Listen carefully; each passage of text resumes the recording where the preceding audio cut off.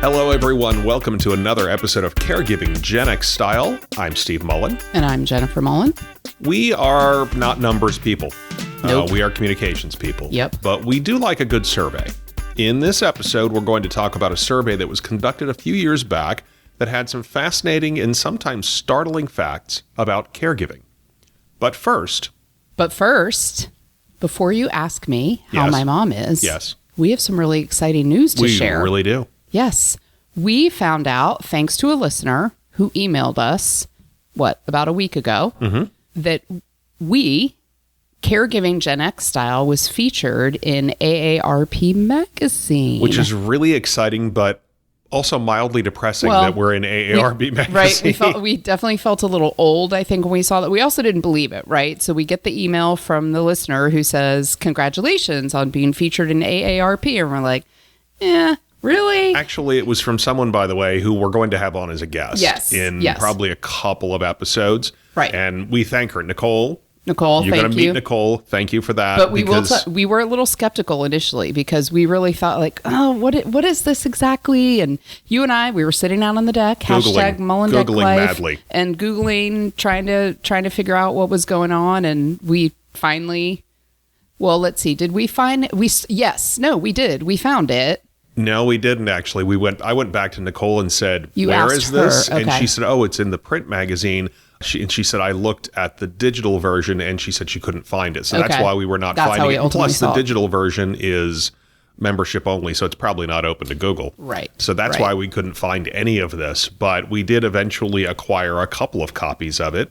Yes. I'm actually thinking of framing one of them and putting it in my office, which is kind of cool. We should know. It was nice. We actually had a few neighbors in our neighborhood, actually, right? Mm-hmm. So they follow us and they not only follow Caregiving Gen X Style on Facebook, but follow us personally. And so our next door neighbor actually brought us a copy. And then we got a copy from another neighbor in the neighborhood who put it in our mailbox. So it was pretty exciting. As a result of all this, we have a lot of new listeners and we're really excited. And if you're one of them, thank you for finding us. Thank you for looking for us because there was no link. It was a print magazine. It was like old school. Yep. So you had to go to the Googles and find it.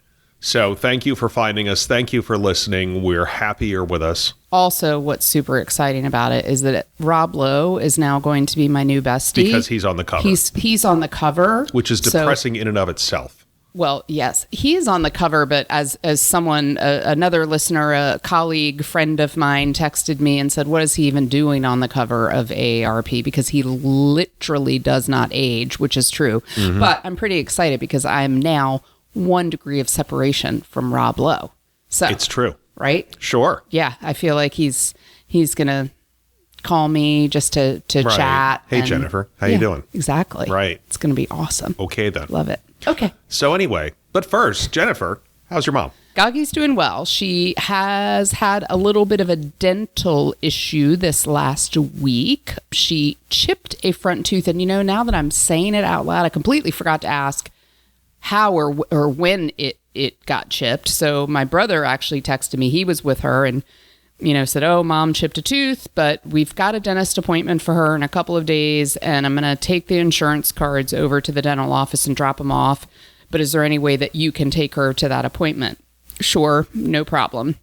Well, then I think the next day, maybe the dentist's office called and left her a message and said, hey, we're really sorry. We don't accept your insurance. So I can't remember if I've said this before, but, Mom is now fully on Medicaid. So she's in a dual Medicare-Medicaid program. And actually, it's amazing. It's so far, knock on wood, doing all the things that it needs to do to assist in her medical care. But of course, there are limited number of providers who accept that type of insurance. So obviously, when we got the call, they don't accept the insurance. I'm thinking to myself, oh boy, this is not going to be easy because it's already hard enough to find doctors often that accept the Medicaid, Medicare, but to find a dentist, or any other sort of specialty medical provider, that can be even more challenging. So a couple things. That was, a solid several hours of me trying to work my way through insurance phone trees and It's all very confusing. And I yet again was reminded, and I said something to someone who I finally got on the phone and who was very helpful. I said, I just continue to wonder how people who do not have loved ones in their life helping them out, I don't know how they work their way through the maze of all this stuff, because at 85 years old, very challenging. And Mom would have been frustrated in no time at all if she had been trying to make these phone calls. Probably would have given up. Oh, she would have easily given up. She would have said, I will live with the chipped tooth. It's not really painful. It's just awkward, and I'm just going to live with it. But we had sort of a frustrating moment about it too, because, when the office called, said, we don't accept your insurance. And she said to me, well, but they accept my neighbor's insurance, and she has Anthem too. And I said, well, but Mom, you have a very specific kind of plan. Well, yeah, but they accept her insurance. Mom, she's not on Medicaid. These are two very different things. Yes, I understand it's under the big Anthem umbrella, but it's still Medicaid. It's still a different type of plan. So that was a little frustrating. Mm-hmm. And also the other thing was, so this starts unraveling at 6 p.m. on a Monday. And I said, listen, I will get on this starting tomorrow. Or I think I had even said, I'll get on it when I get home tonight. I'll try to find something on the website, whatever. 8 o'clock the next morning, I'm driving to work. The first question she asks me, so have you been able to figure out anything with the dentist? Yeah. Nope. Not 12 hours later, I have not been able to figure anything out. But long story short, found a dentist office that is going to see her, takes her insurance. It's right around the corner. It's going to be awesome. It's all great. It all worked out. But, it was one of those caregiving moments. Definitely not the end of the world. Not a huge critical situation. But, took some time, took some navigating to get through all of it to get it figured out. So anyway, just reminded that there are those little challenges that pop up every now and then. So that's how my mom is. Steve, how's your mom? She's fine. She really is. And I've got just a little story. It's kind of an illustration of how my mother has some hoarder tendencies. And what? Jennifer will go ahead and say that I've never heard that before. She passed them on to me as well. That too. Yeah. But so my mother does a lot of puzzles, not like jigsaw puzzles. I'm talking about word searches and number puzzles and stuff. And I think it's fantastic that she does this. Great for her brain. I'm really happy because it's not the kind of thing she used to do. Right. But she's gotten into it, and it's really great for her brain. And so, anytime there's a gift-giving occasion, I make sure I give her a new puzzle book.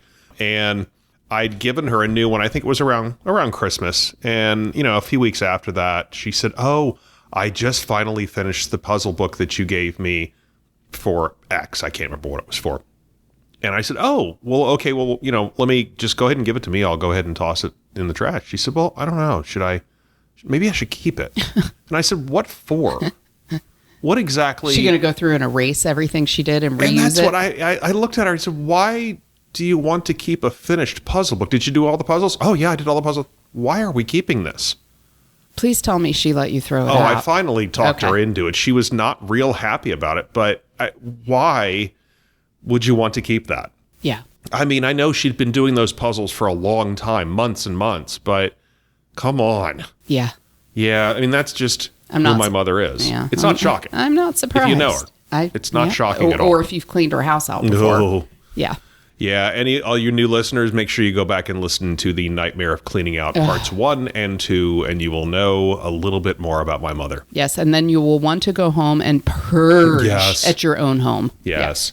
So let's get into our episode. In 2020, an insurance marketplace called Go Health, I don't know if you've heard of them, Go Health, commissioned a survey about caregiving by Gen Xers and millennials. That's us. Gen Xers, yes, but not millennials. Obviously. Right. I'm just saying, that's us. Sure. So given that we are a Gen X podcast, we're only going to talk about that side of the equation, but the numbers really weren't vastly different, I didn't think. In this episode, we're going to pick out what we think were the most fascinating stats and talk about them. Most of these findings are about healthcare and money, which makes sense when you consider who did the survey. So, Jennifer, you got the first one? Yep. The first one is actually a group of different findings, all about money, though. So here you go. About 1/3 of Gen Xers are helping their parents financially. That sounds about right. Sounds about right. Yep. Not for us, not your mom, Steve, but my mom, definitely. Right. Sure. Yep.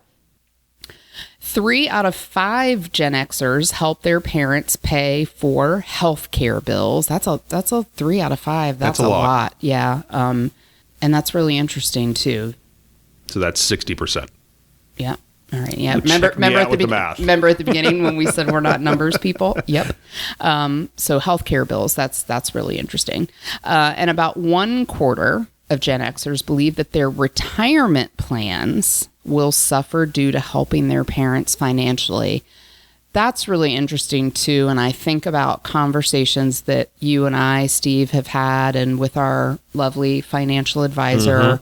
You know, not that there's a whole bunch to work with, but we do have a financial advisor. We try to be very wise about what our hard-earned money. And I believe 100% that he would say to us, do not put your retirement at risk to help your aging loved one. Right. And we had an episode. Make a lot of sense. We had an episode with a financial person, and she said, you can't ruin both of your financial situations, basically. Yeah, that's a tough one, though, right? Because, I mean, I think about it. I mean, my brothers and I, we're not going to let my mom go without, right? Obviously. Right. And thankfully, you know, it's us.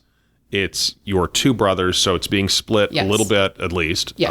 And so if it worse comes to worse, and there is a giant expense, at least it's split 3 ways. We've come together over the years ago. I mean, we came together. We bought my mom a car. We split the car payment 3 ways, you know, for years. So we certainly have done things like that. But thinking about dipping into retirement counts for something like that is not wise, I don't think. So, you know, what do you do about this? I mean, really, this is kind of a new thing, at least a little bit. The thing to remember about our generation is that people are living longer. Our parents and grandparents may not have had this issue with their parents and their grandparents because on average, they just didn't live as long. Well, they're living longer, and then again, the whole Gen X thing, and we're living longer. We got a plan. Generation. You know, we have kids who we're trying to get through college and help them at the start of their young adult lives. And I think our generation is one of the first to delay having kids. Yeah. I mean, generally speaking, prior to us, it was much more normal to have kids when you were 20, 22, 24. Oof. I mean, we had ours at closer to 30. You were 28 and 30. I was 30 and 32, something like that. I mean, and it wasn't terribly late, but you know, a few generations ago, you would have been considered an old maid by 30. Yeah. So, plus, of course, there is an issue that will come up over and over again in this episode. Healthcare is a disaster in the United States. Yes. And, you know, one prolonged illness to an elderly loved one can bankrupt you and them if you don't have good insurance. Yep. It's just ridiculously expensive to get old, and no one seems to have a plan to fix it. Yeah, there is not. It's aggravating to There is not. And again, what I will say, you know, it's a really sort of interesting situation, and Steve, you and I we get to see both sides of this. We have your mom who she's in good shape. Is very comfortable. She's in good shape, so her health care is good. Thank goodness. You know, a lot of people, at least I think, the perception often of Medicaid is, like you're never going to get good medical care. You're not going to be able to find good doctors, whatever. Knock on wood. And I almost hate to say it out loud because I definitely don't want to jinx anything. But, you know, my mom, all the time that she had Medicare, and then when she did finally, you know, qualify for Medicaid, which probably she could have qualified for. Far later than it probably a really should have long been. time ago. But again, it's overwhelming, and you don't always know what you don't know. And there were some things we actually figured out at her most recent hospital and SNF stay. That's how all of that came about. Snurf. Or Snurf. I don't like Snurf, but whatever. Yeah. But yeah, I mean, she's actually been covered really well. Confusing, like I said, confusing to try to call the numbers, and you call one number and they say, nope, you got to call this number. And by the way, one of the things I found out interesting in our state, Medicare, Medicaid is handled a little bit differently than it is in some other states. So it's like, you know, you're talking to somebody on an 800 line and they're like, oh, but wait, where you are, you have to do this and call this number. And oh my gosh, it's overwhelming. So yes, it's that. And also as you said, kind of just a disaster in general, and no one knows how to fix it. That's the thing is in a normal situation when you've got good insurance, it can still be confusing. Yes. But Medicaid and sometimes Medicare to a lesser extent are just baffling in many, many ways. Yeah. And, as evidenced by your story, Yep. These How's Your Moms play really well into our shows sometimes. Isn't it and amazing, we don't actually? Even we didn't even plan that. it. No, because normally what we do is we sit down, get ready to record and say, oh, what are we going to talk about with How's My Mom? Oh, I've got something. Well, although we keep notes. We do keep a note. We do with keep How's Your notes Mom. in our phones. Because sometimes there are too many How's Your Moms that come up on a weekly basis that we can't squeeze them all into one episode. So we kind of sprinkle them in over time. But yeah, actually, this one did play in quite nicely to this. Yeah. All right. Let's move on to another set of interesting facts from the survey. About 1/3 believe their parents will eventually move in with them. And about 1/4 are unsure, which means they believe it's possible. We definitely were part of that 1/3 for many, many years. I think we just kind of assumed that at one point Gagi would be living with us. We used to talk about that. And then really more recently, my brother has talked about it. So the interesting thing is the house that we live in now is really not equipped to have someone on the first floor anywhere, right? We don't have a full bathroom on the first floor. Some we have significant modifications. Right. We have a room that we could turn into a bedroom. We just don't have a full bathroom. So that would be That's the modification. We'd have to bump that thing out and turn it into a full bath, which would be horrifically expensive. Yeah. My brother's house setup is a little bit different. So he does have a bedroom and a full bath on the first floor that, she could use. But he's got a sunken living room. He does. And that's the issue there. Yeah, so there's steps, but, they'd have to put ramps or something in. For the most part, though, like if we ultimately decided that mom did need to live with one of us, we didn't want to send her somewhere or she didn't qualify to be somewhere, whatever the reason might be. Yeah, I think the assumption is that she would go live with my brother. So I'm not at all surprised. And in fact, 1/3 believe that their parents will eventually move in with them. I'm kind of surprised it's that low. Really? I would expect that to be a higher percentage. Yeah. So let's talk about some whys. Okay. Yep. This expectation of having to move your parents in with them, it could be due to money. And honestly, it could be just due to believing that's the right thing to do. Yes. On the money side, once again, we get back to saying getting old is too expensive in the United States. If your elderly loved one can no longer safely live alone, but isn't to the point of needing a nursing home, which most of those are covered by Medicaid, you have 3 choices. They can move into assisted living. You can pay for a private duty nurse 24 hours a day, or they can move in with you. The first 2 of those are horrifically expensive. Yes. I mean, we're talking $8,000 to $10,000 a month. Easily. And not everybody can do that. So if a large nest egg hasn't been set aside, or if there isn't a house that can be sold for hundreds of thousands of dollars, there's one choice remaining. Right. Yeah. I mean, it might just be that they have to move in with you. And, the private duty nurse thing, let's stop there for a second. I won't say squirrel because it's really not a squirrel. No. It's, although handsome George is sitting right over there. He's not sitting in between us. Hang on. Let me get him. Hang on. Get him, please. Right? George needs to be George is now sitting in between us. Here he is, fully in the mix. Actually, this is a squirrel moment. So we just hosted a 60th birthday party. Yes. For my brother who lives locally yesterday. And he's a big gardener and loves bird watching. So our house currently is completely decorated. I tried to turn it into a little garden bird sanctuary oasis, lots of twinkling lights Jennifer and greenery, and ran around like a beheaded chicken for about 3 days to decorate this house. I did, yes. But actually, so George fits in quite. He really did. He's feeling very much in his element right now as he sits next to this lovely vase with moss and greenery coming out of it. So, private duty nurses. I didn't lose my train of thought. I'm impressed. Me.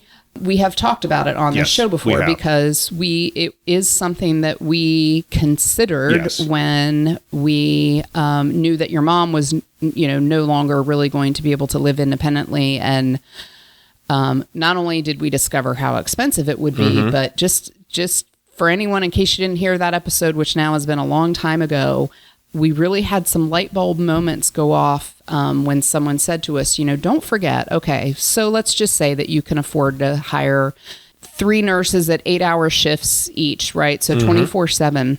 But what happens when one of them gets sick? Yep. What happens when one of them has a family member that gets sick, a child that gets sick? What happens when there is bad... If one of them just flakes out and doesn't show up? What if there's bad weather and they can't get to your loved one? You're going to have to figure that out. So not only are you paying a ton of money, but potentially, putting yourself in a pretty precarious position. Yeah. And there are services. That was a lot of alliteration. That was a lot of P's.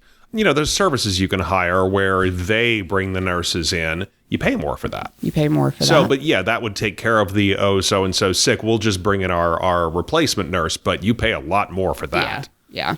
Than if you just go find 3 nurses or CNA, usually not nurses, usually CNAs or nurses' aides, something along those lines. But, it's just, I think you had said in that episode, it's untenable. It's difficult. It is. It can be done, and I know lots of people do it. It really is. But that is, so again, when you, I don't know. And also, by the way, can we go back to the, if you think parents are eventually going to move in with you, we've talked about that sort of at length before too. There's a whole lot of things that you've got to consider if you go that route, right? Like I think about that. And of course, if that is ultimately what we ever decided with Gagi, I mean, we would be there to support, my brother would have her full time. We'd be there to support however we needed to support, but it's a lot to take on. So, yeah, I mean, you can still bring in, Medicaid may help with bringing in some help during the week.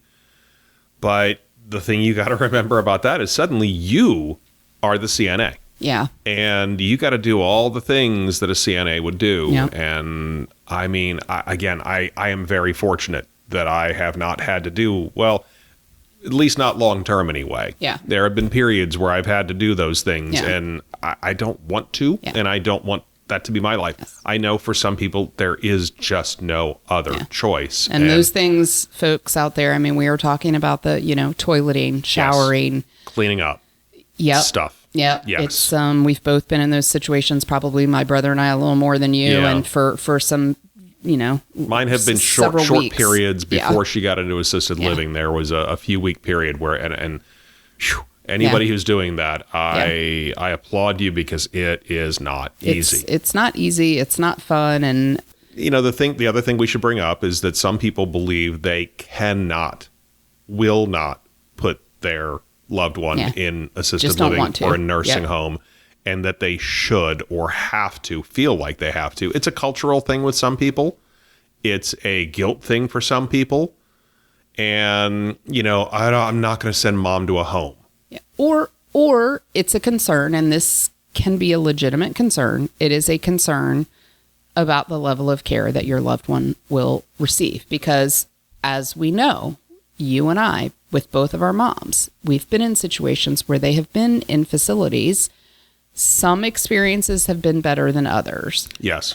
Anyone who's listened to us long enough, Gagi's first experience in a skilled nursing facility was a nightmare. Yes. Now, the only reason it was okay in quotes, was because my brother and I were there, every single day, all day. She actually said to me last night, the subject of skilled nursing and rehab came up.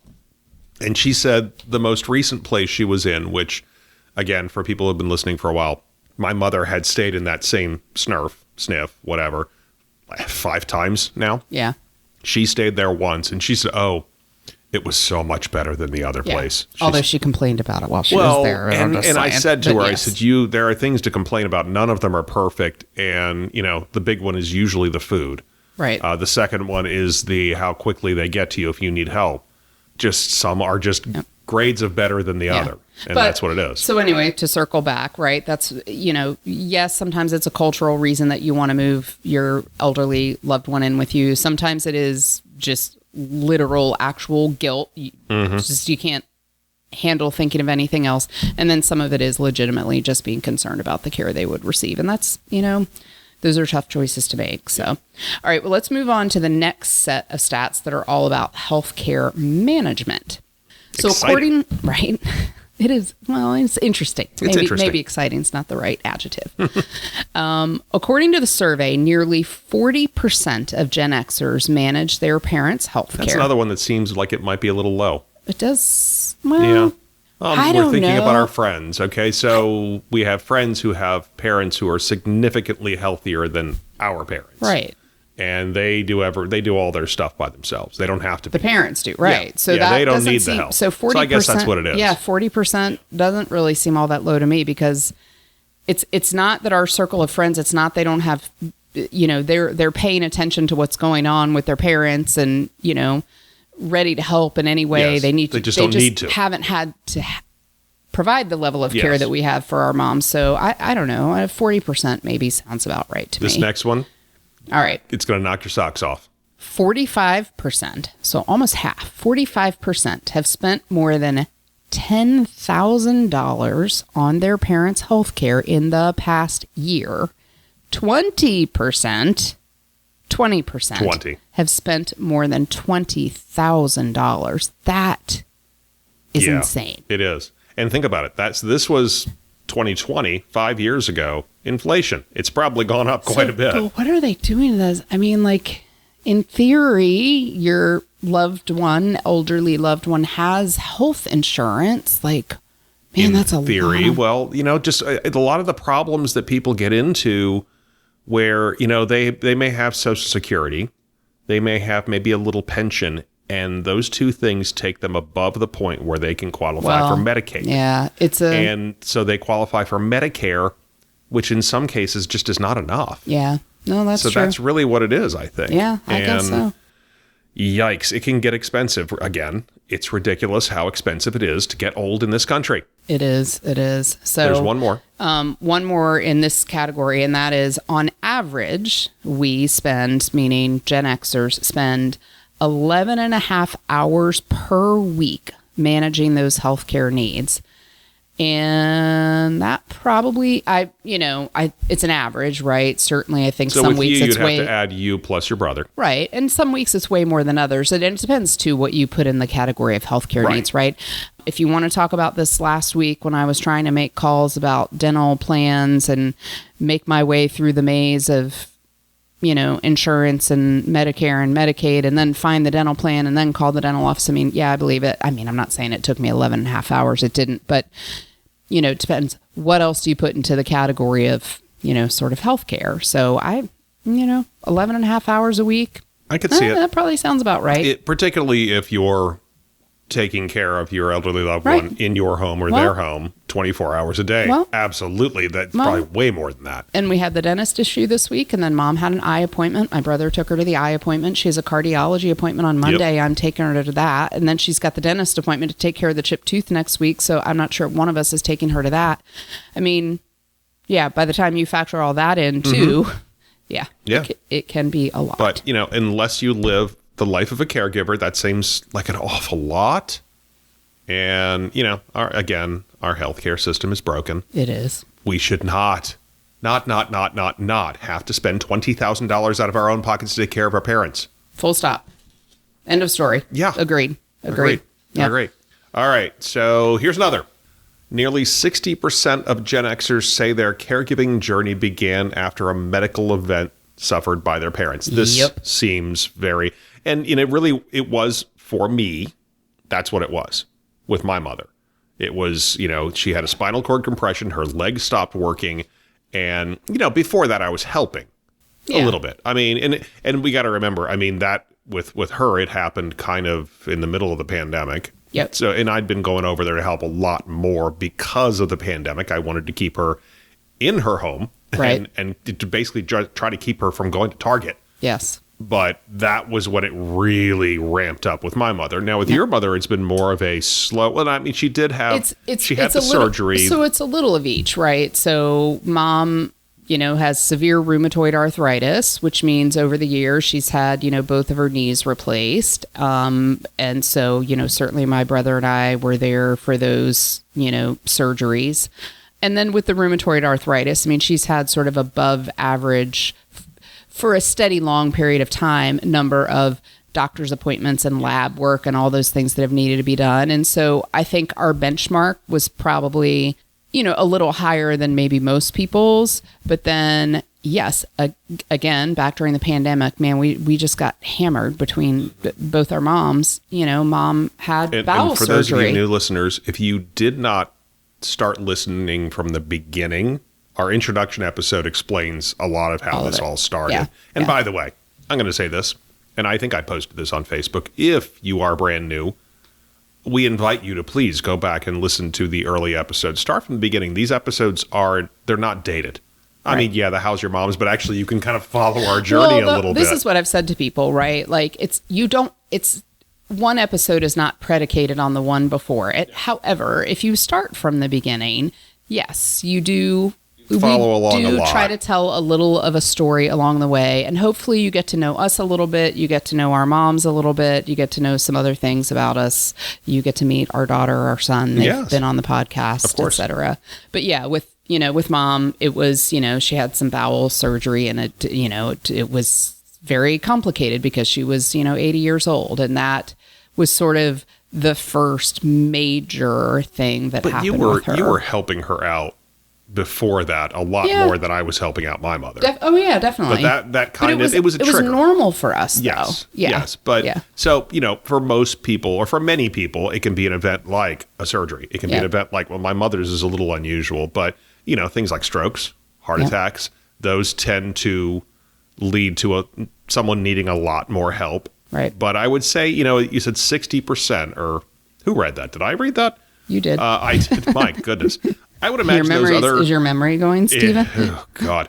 I would say probably the other 40% are people who are caring for someone who has something like dementia or Alzheimer's, which comes on much more slowly, obviously, and just gets progressively Don't quote us worse. on that statistic because we're just making that up. But yeah, no, that sounds right. So, all right. Well, we have one final stat from this survey.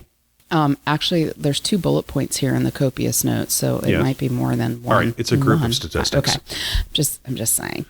Anyway, on average, Gen Xers anticipate spending 13.7 years managing their parents' health care. Mm-hmm. Yep, that sounds again goes back to their people are living longer. Yep, absolutely. So, also, lower income people say that they think they'll spend a little more than 9 years managing their parents' health care, while higher earners expect to spend nearly 15 and a half years. And I think that's probably ability to help. I'm guessing it didn't make a lot of sense to me. That's the only thing I can come up with is just ability to help. I don't know. Yeah, I don't know either. That was interesting, but I don't know why. It is interesting, right? So the average is 13.7 years, but yes, lower income, you think you'll spend a little more than 9 years, higher income, 15 and a half years. Yeah, that's interesting. Yeah, we could really go down into a rabbit hole, or a squirrel hole, talking about lower income. Does that mean the level in your family, the level of health care is less, and so shorter life expectancy than higher income people who have a lot more resources to get that higher end health care. That's kind of interesting. And again, also like a really sad commentary on I mean, it all comes down to money. Yes, it all comes down to money. So this is obviously a long time. Yep, it seems like a long time, but I guess that's the thing is once again coming back to your situation versus my situation. I mean, I don't consider that bowel surgery as the beginning of you helping your mother out. It's not even close. No. You've been working to help her for long before that. But it's just, it's been progressively, she's lost mobility, she's gotten stiffer, she's had more problems, et cetera, et cetera, et cetera. So 13.7 is probably low on your end. I would think. For definitely. Sure. Yeah. Yes, definitely. Yeah. With my mother, I don't know. It really, I hate to say it this way, it really comes down to how long she lives. I don't know if it's going to be 13.7 years. Right. I really don't know. It's probably, I was going to say, it's been about 5 years. Yeah.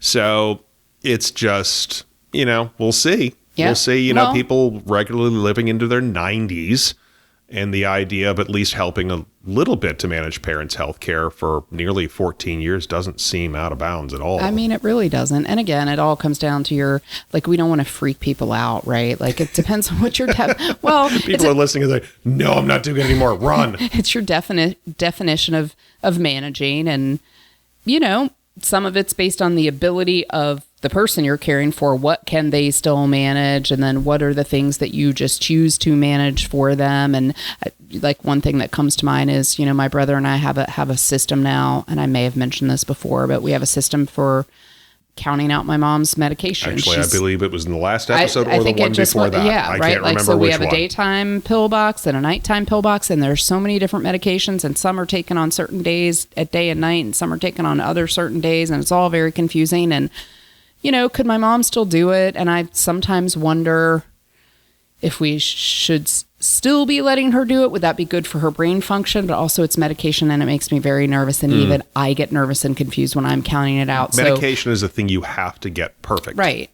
So my point in all of that is, that is a management of health care that my brother and I do. And so it depends on what your definition of, it's not all helping someone go to the bathroom. Depends on what your or definition take a shower of is. That's a Gen X reference. Look it up. If you don't remember it, Jennifer, look it up. Wow. I think you just stumped me. I did. Is it from like a movie? No. Oh, okay. All right. Anyway. Is or irony? Is. Thinking about, okay. All right. If you are interested in looking at the rest of the results from this survey, a link will be in the show notes to this episode. It's a pretty good one. I mean, Gen X, we tend to get ignored. So, for a survey to be at least half about us and the millennials who get an awful lot of press, it was nice to have some actual facts and figures about us. Yeah, it was. Yeah. Yes. So definition of is now. See, I am going to have to look it up. And the reason, by the way, that I asked, are you sure you didn't mean irony, is because there is a classic Gen X movie in which there's a whole thing centered around whether or not the young woman who just finished journalism school could define irony. Do you remember the name of that movie? Broadcast News? No. Steve Mullen. I don't know. No. All right. We'll leave that one out there as Everybody a little go look teaser. These things up. Go look it up. Yep.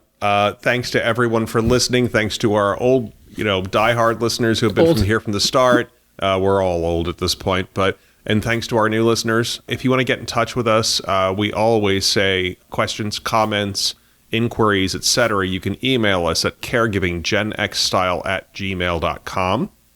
You can text us or leave a voicemail at 804-723-1221. You can find us on Twitter. As I say, I don't go to that account all that much, but I will get things like DMs, so you can go there. Our handle is at Gen X Caregiving. We're also on Blue Sky at Gen X Caregiving. Facebook is the place we post the most on our Facebook page. You can find a link in the show notes to our Facebook page. Please, you new folks, you newbies, don't just go searching on Facebook, because we had one that we kind of lost control of. It's a long story. There is an old page hanging around out there still that has not gone away, but just use the link. It'll get you there. We hope to hear from you soon. Have a great day, everyone. Good night, everyone.